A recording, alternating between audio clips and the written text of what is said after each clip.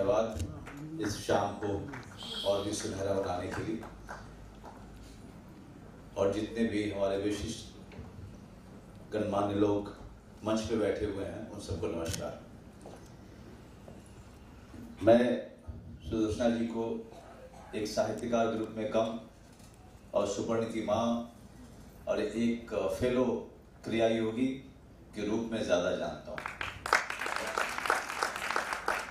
क्योंकि क्रिया योग में कुछ साल पहले मेरा परिवार दीक्षित हुए। उसके बाद सुपर्ण के घर पे थे तो आंटी ने बताया कि वो भी क्रिया योगी हैं और हम लोग अध्यात्म में बहुत रुचि रखते हैं और उसकी प्रैक्टिस भी करते हैं। तो अचानक से सुदर्शना जी का जब भी साथ मिलता है तो मैं ज़्यादातर अध्यात्म की बातें करता हूँ और क्रिया योग की और ध्यान की, क्योंकि जीवन के कई साल भाग दौड़ और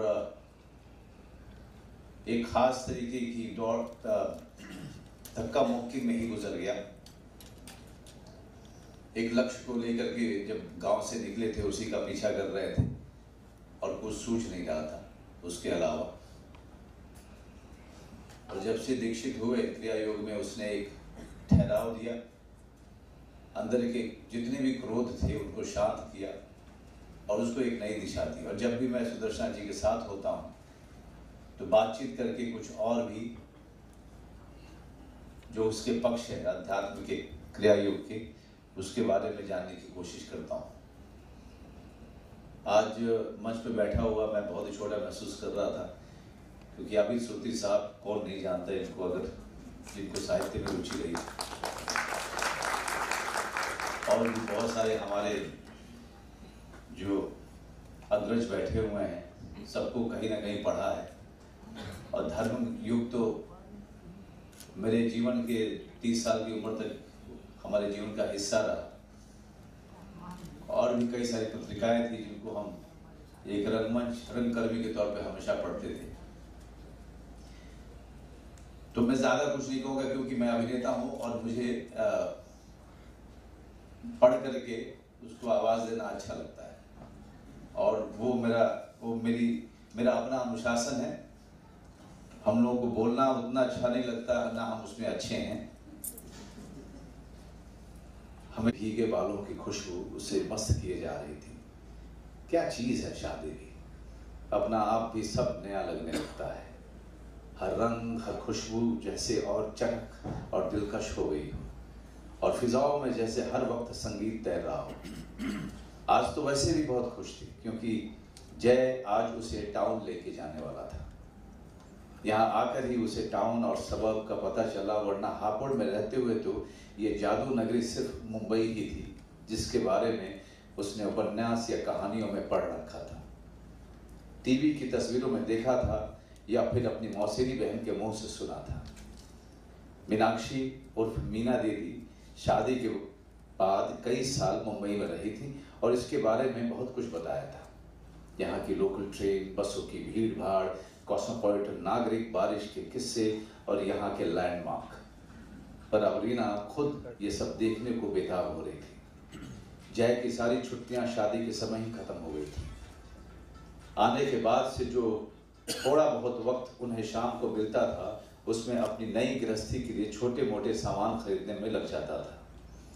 इसलिए अब तक रीना ने बोरीवली का स्टेशन जहाँ वो उतरे थे और मलाड का मार्केट भर देखा था। आज जय उसे असली मुंबई की सैर कराने वाला था, सीधे चौपाटी ले जाकर। रीना जैसे सोते से जागी, इतनी देर बाथरूम में लगा देगी तो चौपाटी का सूर्यास्त क्या खाक देख पाएगी। शावर बंद कर वो जल्दी जल्दी बाल सुखाई रही थी कि जय ने दरवाजा पीट दिया। निकल आओ जलपरी, आधे घंटे से वही घुसी हो, चलना नहीं है। जल्दी जल्दी बाल सुखाकर उसने गुलाबी सूट पहना, हल्का मेकअप किया और जय के सामने आई। ठीक लग रही हूँ? ठीक। जय के चेहरे पर नए प्यार की खुमारी चढ़ने लगी। उसे बाहों में कसते हुए हल्के से फुसफुसाया, गजब लग रही हो। आज नहीं चले तो? छिटक कर दूर होते हुए रीना ने कहा, हरगिज नहीं, आप तो बस। जय हंसने लगा। चलो मैं तो बस पूछ रहा था, आओ चाय पी लो फिर निकलते हैं। आदाब। जैसा मनोज जी ने कहा कि हमारा जो काम है हम बस उतना ही करना जानते हैं। अभिनेता है, यहाँ इतने विद्वान बैठे हैं, सबको बहुत बहुत प्रणाम। मैं जानता हूँ कि मुझसे बहुत गलतियाँ होंगी, तो पहले ही मैं माफ़ी मांग लेता हूँ। ये बड़ी अजीब सी बात है जो मैं अभी जिक्र करूँगा इसका, कि मैं सुदर्शना जी से पहले कभी नहीं मिला। मैं भानु बब्बल निशा अभी यहाँ आए थे, उनकी शादी में एक बार औपचारिक रूप से मिला था, मुझे रेखा जी ने उनसे मिलवाया था। लेकिन ये भी सच है कि मैं इनके बारे में बहुत कुछ जानता हूँ, क्योंकि मैं जब भी इनसे मिलता मुझे हमेशा इनके बारे में बताया जाता कि सुदर्शना जी ऐसी हैं। कई बार तो ऐसा भी हुआ कि कभी डिनर का प्रोग्राम बना, कभी कुछ खाने का, कहीं जाने का प्रोग्राम बना, तो नहीं आज नहीं जा पाएंगे, आज हमारी मीटिंग जो है हम सुदर्शना जी से मिलने वाले हैं। तो इस तरह से मैं उनसे कुछ पसंद जानना, उनके बारे में जानना, बस मेरे मन में था कि मैं कैसे उनसे मिलूं। एक मैनिफेस्टेशन होता है, सीक्रेट होता है जो आप पढ़ते हैं, आप सोचते हैं कि ऐसा हो जाए। तो आज मुझे अरविंद बब्बल जी और रेखा बब्बल जी की वजह से वो मौका मिला है कि मैं इनसे आशीर्वाद लूं। और मैं बहुत ज़्यादा कुछ नहीं कहूँगा कि एक बात कि हम अपने आप को बहुत कुछ समझते हैं। जैसे एक प्रसंग इनके बारे में मुझे एक याद आता है जो मुझे बताया था, शायद मैं थोड़ा सा भूल भी गया हूँ, थोड़ा सा मैं बताऊँगा उस बारे में। कि 84 लाख योनियाँ लेने के बाद ही एक मनुष्य का जन्म होता है, ऐसे हमारे ग्रंथों में, हमारे उसमें लिखा हुआ है। तो हम जो अपने आप को, जो पुरुष समाज जो कहा जाता है हमारा भारत, तो बहुत कुछ समझता है। तो लेकिन यहाँ सुदर्शना जी के विचार बिल्कुल भिन्न हैं। वो कहती हैं कि जहाँ 84 लाख योनियों के बाद किसी मनुष्य का, कि एक आत्मा को एक जिस्म मिलता है, एक शरीर मिलता है, तो उसके बाद वो जो कर रहा है ठीक है, कोई बात नहीं। यानी वो सबको एक ही नज़र से देखती हैं, वो सबको, किसी को छोटा या बड़ा नहीं मानती हैं। एक ये बात, और एक और बात जो बस बोलकर मैं आपसे इजाज़त लूँगा, कि वो किसी के लिए भी कुछ भी करने के लिए तत्पर है। 1 मिनट के अंदर आप बोलिए और वो काम हो जाएगा। वो चाहती हैं कि बस सबको सहयोग दें, सबका साथ दें। बस मैं इतना ही कहना चाहूँगा कि मेरा सौभाग्य कि मैं यहाँ हूँ और इतने विद्वानों से मुझे आशीर्वाद मिल रहा है। ये नाम ज़रूर कुछ रंग कुछ कहानियाँ हैं, क्योंकि इनका नाम दिया हुआ है। मुझे लग रहा है इसमें अनेक रंग हैं, कहानियाँ बेशक कुछ हैं, लेकिन हम चाहते हैं कि ये जो कुछ रंग हैं ये और बढ़ते जाएं और ये कहानियाँ और बढ़ती जाएं, ताकि हमें और भी पढ़ने को मिले, सीखने को मिले। जितना मैंने अंश भी सुने, मैं अभी तक पढ़ नहीं पाया हूँ। मैं जाते ही जो अंश सुने हैं वो भी पढ़ूँगा और आगे भी पढ़ूँगा। आप कितना पसंद करते हो बुक पढ़ना? बहुत ज़्यादा। आप इसी से सीखते हैं बहुत ज़्यादा। हालांकि वक्त नहीं होता, बट उसके बाद भी जितना वक्त मिलता है मैं ज़रूर चाहता हूँ कि किताबें पढूं। तो आपने मैम की बुक कोई पढ़ी है आपने? कोई नहीं, ये पहली है इनकी। जी। अब मैं चाहता हूँ कि और लिखें, तो मैं और बहुत ज़्यादा पढूं। जी ज़रूर। मैम आप क्या कहेंगे? मैम किस तरह से करना है? सबसे पहले मुबारक हो आपको। कुछ रंग कुछ कहानियाँ जी, क्या कहना चाहेंगे, किस तरह की इसमें क्या क्या है? क्या है, जिंदगी के रंग है। जिंदगी बहुत रंगीन है, मैं उसे काली नहीं मानती। दुख होता है, परेशानियाँ होती हैं, लेकिन बहुत कुछ अच्छा भी होता है। और हमारी सबसे बड़ी जो हमें गिफ्ट मिला हुआ है, जो हमें उपहार मिला हुआ है, वो हमारा जीवन है। बिल्कुल। और जब तक जी रहे हैं तब तक उसे जीना चाहिए, खुशी से जीना चाहिए और उसके विविध रंगों का मज़ा लेना चाहिए। इन कहानियों में ज़िंदगी के रंगों को आपके सामने लाने की कोशिश की गई है। गिरते हैं फिर भी खड़े हो जाते हैं, परेशान होते हैं फिर भी खड़े हो जाते हैं, सावधान हो सकते हैं। तो जो रंग ज़िंदगी में जगह जगह देखे हैं या कहीं कुछ सुना है, कोई न्यूज़ का होती है, किसी का कहा हुआ कोई वाक्य होता है, उससे दिमाग में कुछ आता है, चलता रहता है और फिर एक कहानी बन जाती है। जब बन जाती है तो लिख ली जाती है, जब लिख ली जाती है छप भी जाती है, किताब भी बन जाती है। अच्छा, ये खुद एक कहानी है ना। कितनी कहानियाँ है इस? 12 कहानियाँ। जी। विषय, सबकी विषय अलग अलग है या फिर एक नहीं, सब अलग अलग है, इसीलिए कुछ रंग है। जी। रंग अलग इसीलिए है कि ये हर रंग की कहानी है। और मतलब महानगर भी है, कस्बा भी है और शहर भी है, तीनों चीज़ें हैं। जहाँ से हम सब गुजरते हुए आए, यहाँ पे पहुँचे हैं। हम लोग सब पहले छोटे शहरों में रहते थे, फिर बड़े शहरों में रहने लगे, अब महानगर में रहते हैं। तो अब 52 साल से तो यही मेरा शहर है और यही मेरा घर है। लेकिन मैं हूँ उत्तर प्रदेश की, मेरठ में पैदा हुई हूँ और बरेली में प्रोफेसर थी, तो वहाँ से यहाँ आई हूँ। तो ज़िंदगी के जो रंग आप देखते हैं उनमें से कहीं एक सेंटेंस, कोई एक वाक्य, कोई एक व्यक्ति, कोई एक चीज़ आपके दिमाग में रह जाती है और फिर जब आपका मन में प्रक्रिया आती है लिखने की तो आप लिखने लगते हैं और वो कहानी बनता है। मैडम, क्या मोटिव, क्या पर्पस है इन कहानियों को लोगों के सामने पेश करने का? क्या मकसद रखती हैं आप? देखिए, कथा का एक ही मकसद होता है, मनोरंजन। मनोरंजन माने आपका मन रंजित होना चाहिए, मन को अच्छी लगनी चाहिए। कथा में कथा तत्व होना बहुत आवश्यक है। अगर पढ़ के आपको मज़ा नहीं आ रहा, आप मेरी कहानी पढ़ के बोर हो रहे हैं, तो मैंने कहानी नहीं क्योंकि उसे पढ़ने लायक नहीं। अगर आपको पढ़ के अच्छा लग रहा है और आप उसे आगे पढ़ना चाहते हैं, आपने कुछ टुकड़े सुन लिए, अगर सुन के आपके मन में इच्छा जागी कि मैं पढ़ूँ, तो कहानी सार्थक है। और अगर नहीं जागी तो वो नहीं। तो मेरा ये मानना है कि सबसे पहले कथा तत्व होना चाहिए, फिर उसके अंदर कुछ कोई संदेश या कोई कारण लिखने का होना चाहिए। अकारण कहानियां मैं नहीं। बात कुछ सॉरी बोलो। कुछ होते हैं लोग जो एक टुकड़े को उठा के टुकड़ा लिख देते हैं, लेकिन उसमें मेरा विश्वास नहीं है। जो कथा तत्व जिसमें नहीं है वो मुझसे कहानी है। बात करें फ्रंट पेज की, तो फ्रंट पेज की जो painting not necessarily front page, वो कहीं की भी न्यूज़ हो सकती है। जैसे इसमें एक कहानी है, आप पढ़ें उसको, पहेली। एक हॉस्पिटल में भी मेरी माँ एडमिट थी और वहाँ पर बाजू में एक लड़की एडमिट थी, यंग लड़की थी, 20-22 साल की।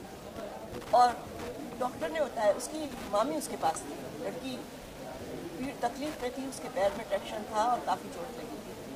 मामी ने बताया कि इसकी रीढ़ की हड्डी टूट गई है, जब कभी चल नहीं पाई, और ये फ़ोन मांगे तो मत लीजिएगा। तो मैंने कहा क्यों? बोली गुंडे के चक्कर में। इससे पूरी कहानी मेरे मन में पकती रही। ये बात है 2003 की और कहानी लिखी गई 2010 में। After 7 years। तो और उस एक्चुअली सूर्यबाला जी ने एक सवाल किया था अभी कि कहानी लिख के कोई फाड़ कैसे सकता है? कहानी लिख के फाड़ता है आदमी बहुत मजबूरी में। कहानी में हम लोग कथाकार को ढूंढने लगते हैं। आप प्रेम की कहानियाँ लिखिए तो सोचेंगे आप अपने प्रेम की कहानियाँ लिख रहे हैं। आप पति की दुष्टता की कहानी लिखिए तो सोचेंगे आपका पति दुष्ट है। आप बेटे की बेरुखी की कहानी लिखिए तो सोचेंगे आपका बेटा। इसमें एक और कहानी है, रंग बेरंग। वो कहानी बहुत पहले वनिता में छपी थी और उसको पढ़कर हमारे पत्रकार मित्र ने पूछा कि क्या सुदर्शना जी के बेटे की शादी हो गई है? मेरा बेटा उस समय BA में पढ़ता था और मेरे बेटे और बहू दोनों बहुत अच्छे हैं, मैं उन्हीं के साथ रहती हूँ। तो लेकिन कहानी में कथाकार को जो ढूंढने का हमारे यहाँ रिवाज है, उसकी वजह से जब मेरा बहुत स्ट्रगल का पीरियड चल रहा था, वो कहानियाँ मेरी नितांत निजी थी, लिखी, फाड़ी, वो ना छपी न छपे।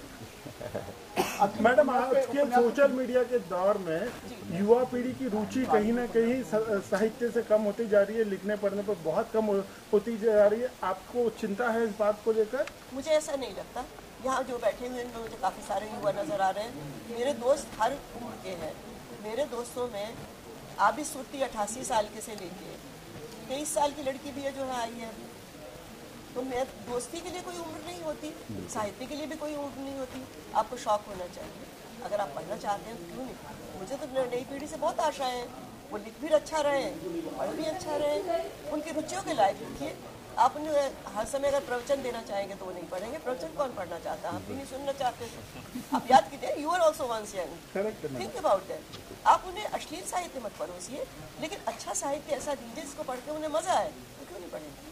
अच्छा, एक प्लेटफॉर्म पर मनोज जी थे, मनीष जी है, एक प्लेटफॉर्म रोज कहेंगे इस बारे में क्या कुछ है यहाँ पे? आप कहानियों पे, उपन्यासों, फिल्में बनती हैं। भाई एक सवाल कर मतलब मैं इन लोगों के आभार प्रकट करती हूँ कि आए। मनोज के तो मैंने बहुत सारे इंटरव्यूज भी किए हैं पहले, मेरे बेटे का दोस्त भी है जी, और आप बब्बन जी के दोस्त हैं, आए हैं, मुझे बहुत अच्छा लगा और इन्होंने तो बहुत नाम कमाया है अभी कदर 2 में, इसलिए आप ये इंटरव्यू भी कर रहे हैं। जी सर, हम आपका इतना अगर भाव आप साहित्यकारों को देंगे ना तो अच्छा साहित्य लिखा जाएगा। आजकल फिल्में बन रही है, कहानियां हैं, एक क्या कहना चाहिए उसके बारे में? आजकल जो मुझे ये कहना है कि OTT प्लेटफॉर्म से कहानियों का फिर से वापसी हुई है। बहुत सारे लोग अच्छी बना रहे हैं उन शहरों को, उन कस्बों को जिनको पहले नेगलेक्ट किया जाता था, उन सब की तरफ लोगों का ध्यान जा रहा है और उनकी तरफ से बहुत अच्छी अच्छी चीज़ें आ रही हैं सामने। मुझे युवा पीढ़ी से कोई शिकायत नहीं है, वो बहुत कुछ अच्छा कर रहे हैं और बहुत अच्छा कर सकते हैं अगर लोग उनको क्रिटिसाइज करना छोड़ के उनको करने दें उनका काम करने के लिए। बहुत अच्छा बन रहा है। लेकिन साथ में OTT पे कई वल्गर चीज़ें भी आ रही है, तो उस पर वो तो जिंदगी है, जब नवरस होते हैं ना जी, तो उसमें जुगुप्सा भी होती है। आप उसमें से क्या उठाते हैं आपकी मर्जी है। हंस मोती खा लेता है तो वह कूड़ा खा लेता है, आपको जो पसंद है ले लीजिए। सबके लिए परोसा जा रहा है मनोरंजन, तो आपको क्या पसंद है।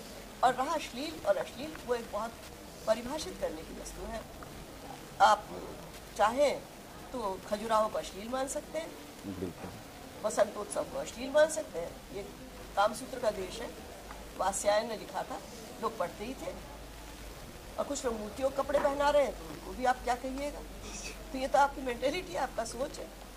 आंखों में होती है अश्लीलता, चीज़ों में नहीं है। अच्छा, यहाँ पे डिमांड थी कि आप फिर बुक लिखेंगे कि और भी चाह रहे कि लोग लिखे और पढ़ना चाह रहे हैं आपको, जी तो कुछ प्लान है आगे कुछ और लिखने का? कुछ भैया मेरा तो ये भी प्लान नहीं था ये भी दूसरों का ही प्लान था। अब देखते हैं क्या होता है। मैंने कहा ना कि एहसान मेरे दिल पे तुम्हारा है दोस्तों, ये दिल तुम्हारे प्यार का मारा है दोस्तों। दोस्त कहेंगे तो हो जाएगा। मैंने अभी कहा तो तुम्हें करना है जो करना है, मैं कुछ नहीं करूंगी, मैं आके बैठ जाऊंगी। और मैंने एग्जैक्टली वही किया है। बबल प्रोडक्शन के बारे में क्या कहना चाहेंगे, जो रेखा जी के बारे में, अरविंद जी के बारे में? मैंने वही बोला भी, मैंने जो बोला था अगर आपने सुना हो, कि वो सिर्फ प्रोडक्शन हाउस नहीं है। अरविंद बब्बल एक बहुत प्रख्यात साहित्यकार प्रगल्भ जी के बेटे हैं और उन्होंने बहुत अच्छी सरस्वती चंद्र जैसे धारावाहिक बनाए हैं। वो खुद बहुत अच्छी कहानी लिखते हैं, उनको साहित्य की बहुत अच्छी समझ है। उनके परिवार में अशोक चित्तर जैसे कवि हैं। जो आपको बब्बल जी को सिर्फ प्रोड्यूसर मत समझिए, वो एक बहुत संवेदनशील, बहुत साहित्य से प्रेम करने वाले, रुचि रखने वाले इंसान हैं। तो उन्होंने ये बहुत दिल से ये आयोजन किया है। रेखा जी आइए साथ में। To the police station to see if they could find him. Manas managed to sneak up onto the stairway, but Shatab couldn't. So the police officer asked him his name, and he said, "What's your name?" Shatab said, "Shut up." He was like, and then he said, "Where are your manners?" He said, "On the stairs." He said, "Are you looking for trouble?" He said, "Yes." Then once a girl had to find a few words for school. She asked her mama, who said, "Stop it up talking on the phone, what's wrong with you?" Then she asked her dada, who was watching in a cricket match, and he said, "Sixer." Then he asked her brother, who said, "Spider-Man, Spider-Man." Then he asked her didi, who said, "Kachre ka dabba." Then the next day she went to school. The teacher asked her, "So what words have you found yesterday?" She said, "Stop it, I'm talking on the phone." Then he said, "What is wrong with you?" She said, "Sixer." Then she took her to the principal. The principal asked her, "Why are you behaving so oddly?" She said, "Spider-Man, Spider-Man." Then the principal made sure her mind wasn't gone and said, "What is this school made of?" She said, "Kachre ka dabba." Wait. Yeah. I can't roll. You don't have to do. Yeah. देखो क्या कुछ कहेंगे क्या आप? कहना चाहिए आज के लोकार्पण के बुक के बारे में, सुदर्शना जी के बारे में, कैसे जहन में आया और ये इसके बारे में क्या कहना चाहिए? बस आ गया, कैसे जहन में आ गया ये मत पूछिए। ये प्यार का रिश्ता है और प्यार का रिश्ता आज के ज़माने में सबसे ऊपर है, इससे बड़ा कुछ नहीं है। और इतना कुछ मिला है मुझे सुदर्शना जी से कि मैं आपको बता ही नहीं सकती। मैंने बताया, आपने अपनी बात कही, मैंने वहाँ पर। और आज का जो आयोजन था, मुझे था कि बस हो जाए अच्छे से, और वो हो गया अच्छे से। और मैं बहुत खुश हूँ। और मैंने जिन को बुलाया सब आए। मतलब मेरी भी आंखें भराई बीच में 2-3 बार। मतलब जिन को मैंने बुलाया वो सब आए और आयोजन हमारा बहुत सफल रहा, बहुत अच्छा रहा। और ये मेरे लिए सौभाग्य की बात है कि सुदर्शना जी की किताब का इतना अच्छा आयोजन हुआ और ऐसे आयोजन करने का सौभाग्य मिलता रहे बार बार बार बार बार बार। आपके शोज फिल्में जो हैं बिल्कुल लीड से हटके होते हैं, हर चीज़ मतलब कहीं ना कहीं संस्कृति से जुड़े रहते हैं हर शो। मेरे ना जी हाँ, चाहे तो संस्कृति से जुड़े तो रहना ही चाहिए ना। अरविंद बब्बल साहब डायरेक्टर थे, आप जानते हैं, और उन्होंने प्रोडक्शन हाउस खोला ही इसलिए कि वो अपने मन का काम कर सके, क्योंकि दूसरों के लिए काम करते हुए 10 एपिसोड के बाद कहा जाता था ऐसे कर लो, ऐसे कर लो, ऐसे कर लो, समेट लो, घास काट लो। तो इसीलिए उन्होंने अपना प्रोडक्शन हाउस खोला और जितना भी काम किया मन का काम किया, जो वो चाहते थे वो किया। तो बस इस तरह की कहानियाँ, उपन्यास कितना सहारा देती है एक प्रोड्यूसर को फिल्म बनाना। कहानियाँ ही तो है, कहानी नहीं होगी तो आप क्या बनाओगे। आजकल का जो चल रहा है उसको देखते हुए बात। आजकल छोड़िए ना, किसी भी युग में कहानी के बिना क्या कर लोगे आप। कहते हैं कि स्क्रिप्ट आपके पास है, कहानी आपके पास है, तो 50% काम तो वैसे ही हो जाता है, 50% हम उसको एग्जीक्यूट करने में करते हैं। तो इतनी सुंदर सुंदर कहानियाँ इस कुछ रंग कुछ कहानियों में कि मैं कहूँगी कि आप लोग भी अमेज़ोन से ऑर्डर कीजिए, पढ़िए, और आप भी कहानियों से जुड़े हुए हैं तो इन कहानियों से जुड़िए आप लोग। रनिंग प्रोजेक्ट क्या है आप बताना चाहेंगे अभी आपके? अभी प्रोजेक्ट की बात मत कीजिए, वो बाद में करेंगे। अभी हम कुछ रंग कुछ कहानियाँ की बात कर रहे हैं। और कुछ कहना चाहेंगे? और क्या कहूँ, बहुत सारा प्यार जैसे मिलता रहा है इनका, वैसे हमेशा मिलता रहे, ईश्वर करे।